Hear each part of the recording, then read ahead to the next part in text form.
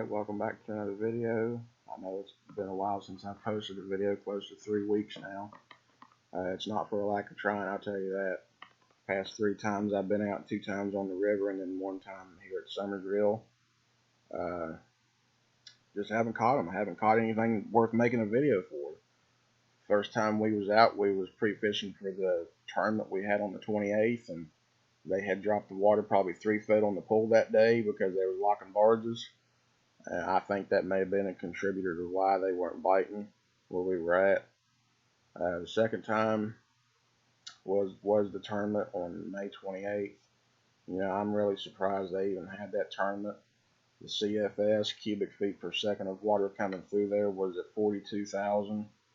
Most I've ever been out there on is 25,000.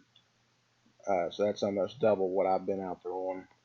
River was up 5 to 6 feet. I mean, visibility was maybe 6 inches.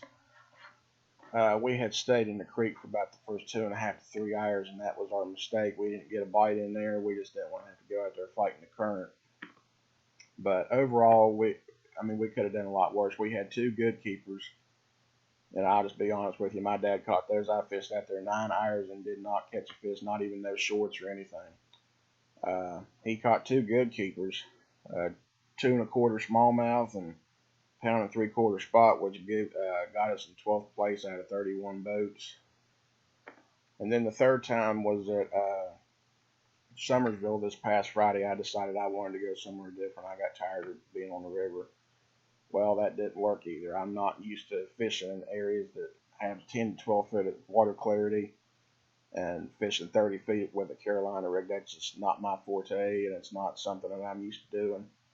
Caught 2 short fish that whole day, and then my dad caught a keeper later on, and he had 2 more jump off there at the boat. But then it pretty much sums up the past couple weeks. I do have that tournament coming up at Stonewall Jackson on the 25th. That's the second Pro-Am, and unless it's pouring the rain where it's impossible for me to film, I'll get some good footage of that. Hopefully they cooperate. But skipping to this video here, you know, here in this clip, you know, I thought I finally hooked a big smallmouth, and it just turned out to be a hybrid. I mean, I was glad to have him. He pulled drag. That's all that matters. Now I want y'all to take a look at this net job.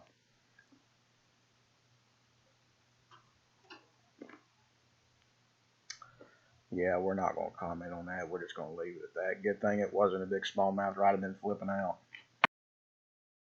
Anyway, he finally decides to get in the net for me, and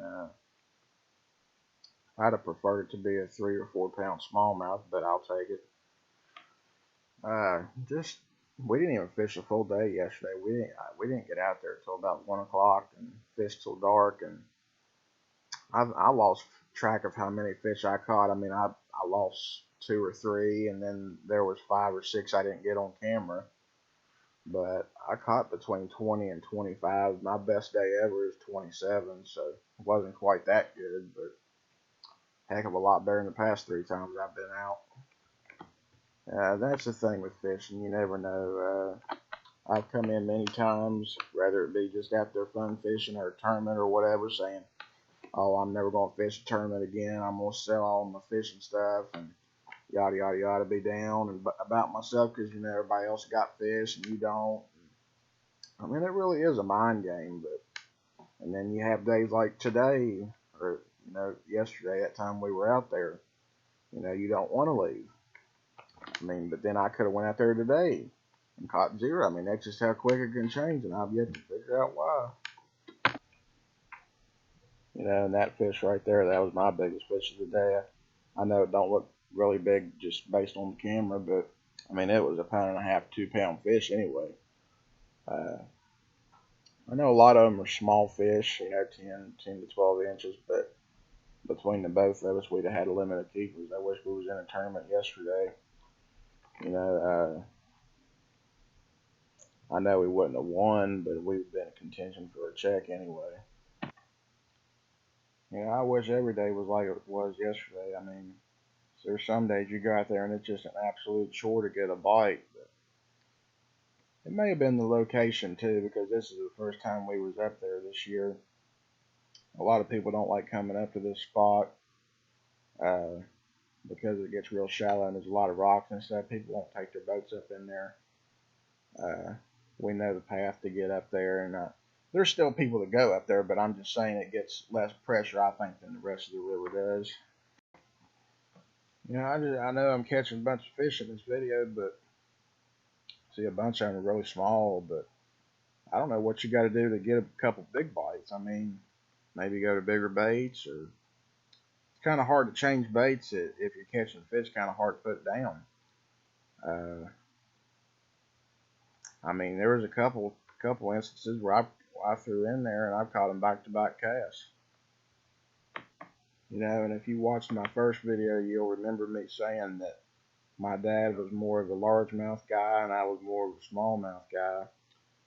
At this point, I was at least like, I don't know, 10 fish, something like that.